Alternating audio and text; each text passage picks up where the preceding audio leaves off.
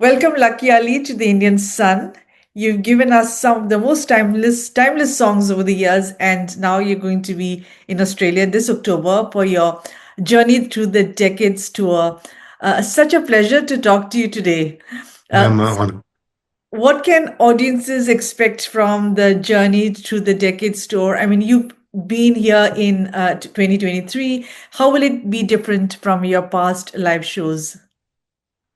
Well, we're going to be doing songs that we didn't do the last time, Mm, and we also play some of the favorites, mm. some new songs, and the band is very keen and very excited about this.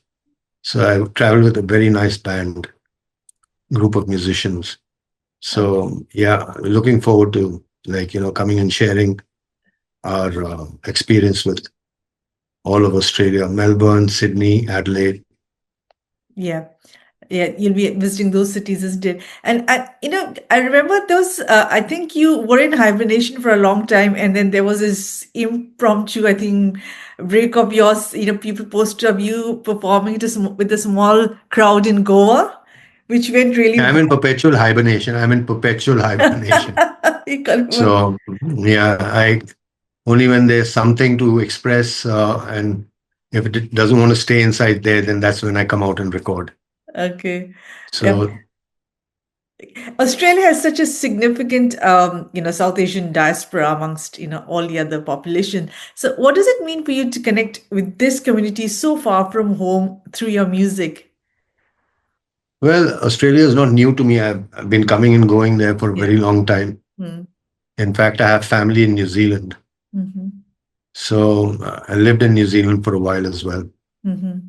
So coming down under is exciting, of course, because I mean of its vastness, and I like the vastness of Australia and the pristine nature of New Zealand. It's two very different, what do you call, geographies, but Landscape. Yeah. yeah, but amazing. I mean, the people are the same. Indians are the same wherever the community is the same. Our compatriots are the same everywhere. They just live in a different place, but we come back from home and they come to meet us, and we kind of share a kind of a home thing Mm. for a while. Mm. That's what we are doing, and that's what we hope to bring along with us and take back when we go back to India. We go back with the feeling that we are amongst our own people. So, Yeah. And your music has such a, timeless quality. I've grown up listening.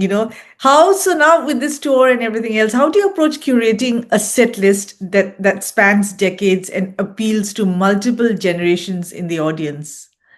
basically, it's a collective because uh, the management as well as the musicians, Mm, like what we do is like we're so used to playing what we play.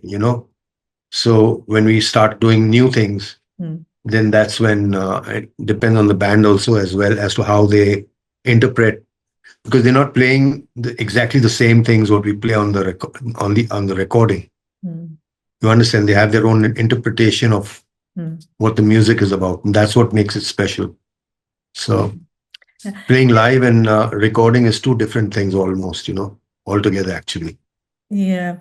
And there must be a different energy, isn't it, playing live? Yeah, it's a live energy. There are no second takes. Mm, If you mess up, you mess up. mm, I don't come with the intention of messing up, though I'm almost petrified all the time yeah. that I might mess up, I might mess up. It's a fear, it's an anxiousness that has never left me ever since I started going onto stage and. Mm. But is it the same every time? I mean, you're such a seasoned singer, but every time you go to stage for such live shows, do you still get sort of stage fright? Yeah, that's what I'm saying. I'm anxious all the time Uh, before I get onto the stage. And uh, once it's over, it feels good. It feels like, okay, theek hai, mm, mm. And you know. O Sanam was such a cultural reset in the 90s, the Indian music scene. Do you have a sense at the time that you were creating something that would become so iconic and enduring? But when I was making this song, it was touching my heart. Mm, So I knew I was somewhere where I wanted to be. mm, The music has to touch my heart, even if I'm making it or if I'm hearing music, for example. If it touches my heart, it works for me. If it doesn't, then it's just one of those things that just come and go. And Mm, we have many songs that have just come and gone, mm, which have not even recorded as yet. But the songs that I've recorded have all of them have been very close to my heart in some way or the other. And they are born out of one's own experiences or, understanding of whatever we're exposed to, whether we were exposed to it in the past or presently or what you expect from the future, mm, hope. mm. Yeah, songs from So the heart. Yeah, I suppose that best describes your soundtrack because it touches also many people's lives because it comes straight from the heart. Now, so uh, how does so how does it feel to know that your work holds such a deep personal place in the hearts of your fans? it's not really sunk into me yet. Hmm. I feel that people like the music because they're sing along type of songs. Hmm. But I see a generation that's listening to the music or that's part of this whole thing that was even that I mean happened even before they were born. So Hmm. it's a lot of it is embryonic. I think like mothers were pregnant with their babies and they were listening to our songs, both the husband and wife, and then it became part of the family thing. And the child, when it's familiar to that, the child is familiar to the music that is heard in the womb. So that's been a very special thing for me. Hmm. I It's also saw this. 27 years. Yeah. And I also saw this interview of yours where you said that you don't do riyaz, you don't practice at all. Not at all. Not at Not at all. all. So I'd like to know then what in a way is practice or what in a way is rehearsal or is it just spontaneity? Rehearsals, also spontaneity is a very important aspect of the work that we do, because, but yeah, I mean, you just approach it as, what do you call, as a vibe, we feel the vibe. I mean, when you go into an environment, you're feeling the vibe of the people and that also sets your own vibe. You understand what I'm saying? So Mm, mm. Okay. these So, concerts like, yeah, no, please go on. Sorry. yeah, so these concerts basically energize Mm, both sides, both aspects, mm, So mm. It's like life, like a two-way street, isn't it? yeah, because they're singing also and they're Yeah. also into it, Mm, and we're enjoying that. So the playing also becomes more personal, and mm, mm. all the concerts are basically very personal experiences that we share with. We become personal with them, and Mm. we achieve that. Yeah, that's Yeah. No, that's such a nice way of describing it because I've not heard many singers, many artists say that it's a personal, experience, the whole thing. That I suppose would also resonate a lot with their audience, and that's why they connect with you so much. Uh, the music industry has changed dramatically since, Suno in 1996. And how do you view the evolution from cassettes and MTV to streaming and social media now? seems like so long ago.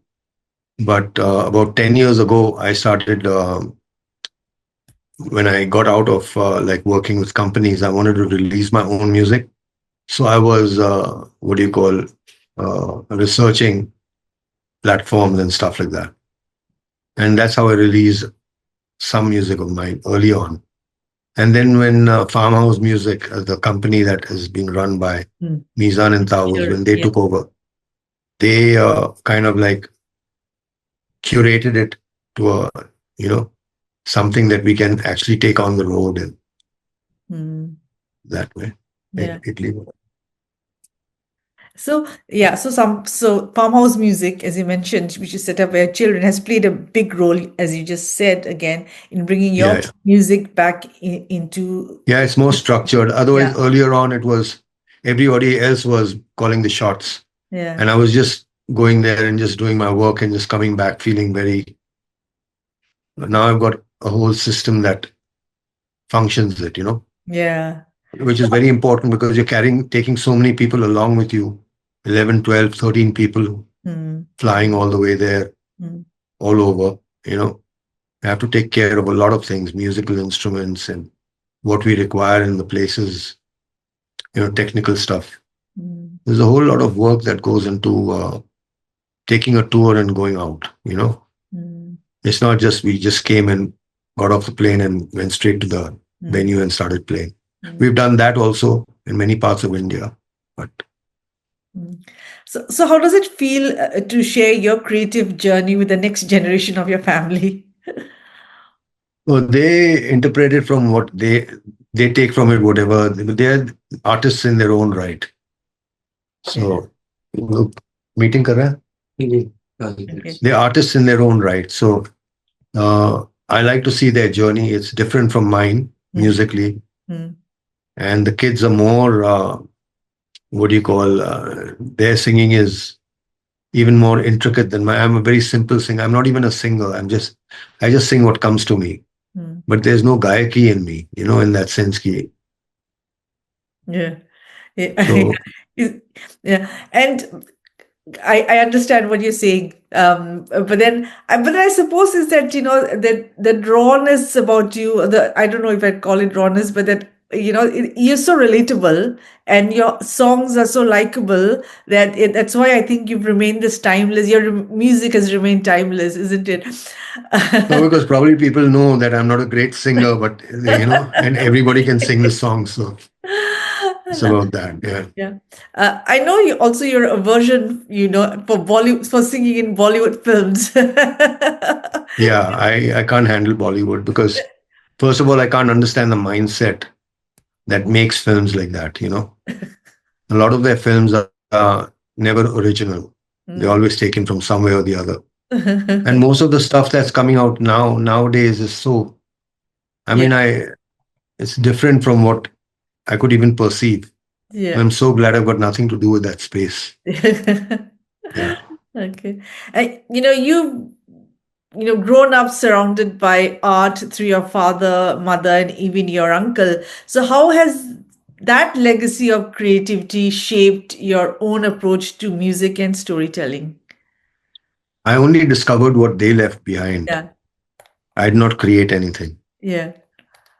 So my work is a work of discovery. Mm, So that's how I'd like to express myself. Yeah. mm. So beyond this tour, is there new music or other projects that fans can look forward to? Yeah. In fact, I'll be releasing something just on my way out from India. I'll be releasing a new song. Mm, In fact, two songs. mm, So okay. music, I mean, the work happens all the time. Like, I mean, there's always something or the other going on. Mm, We're recording or we're composing or producing, whatever, sequencing stuff, or mm, generally just jamming together and we get something, and those ideas can translate into okay. So sound that we record. yeah. So for this tour, as you mentioned, what are the audiences or fans should expect new songs, right? They can expect new songs. They can expect us playing their favorites as Yeah. well. Mm. Yeah. And last question, do you have a favorite memory or story from your previous visits to Australia? Well, the last time I came there, the first thing I did was, I mean, go into a musical store and pick up some instruments. So for me, that's my joy, to get a nice instrument, a nice guitar, or a nice keyboard or something like that. Have you The ever, last time I sorry, the, yeah. the last time I bought this from Australia. Okay, the Casio kind of thing. No, it's not a Casio. It's an OP1 Field. Oh, okay. So yeah, this is a precision instrument Oh, okay. musically. Yeah. So The other question that I wanted to ask you was, have you ever tried playing that Aboriginal instrument, the didgeridoo, they call it, the didgeridoo? yeah, we use didgeridoo and Yeah. we've used instruments, local instruments.